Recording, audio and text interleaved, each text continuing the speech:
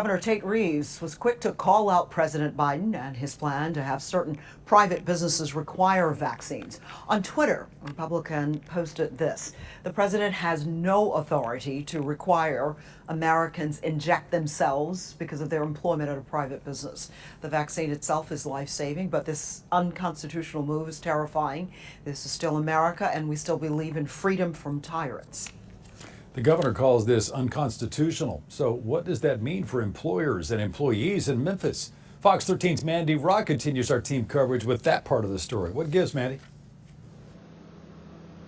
Yeah, and as you said, the president's new strategy calls for employers with more than 100 employees to mandate vaccines or weekly testing. I talked to a lawyer today who said the Department of Labor is able to issue rules like this, but under very limited circumstances. It's tyrannical. It goes against the Ninth Amendment, which is the freedom of bodily autonomy. If you don't get the vaccine, you're dumb and you need some psychological help. President Biden's sweeping new vaccine mandates will affect millions of Americans, and opinions vary significantly. If your employer asked you to get the vaccine and made that a requirement, what would you do? I would quit immediately.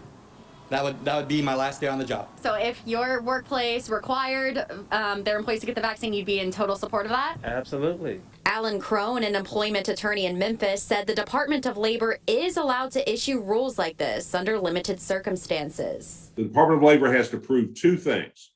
One, that there's a dangerous, hazard, toxic substance or condition in a workplace, and that this particular remedy, in other words, the vaccine mandate, is needed to protect the health and safety of employees. Crone said it's been almost 40 years since the Department of Labor tried issuing such a rule. This time around, he does expect pushback. I think this is a very creative way to try to encourage a large number of people to get vaccinated, but I'm not sure that ultimately it will be successful in the courts.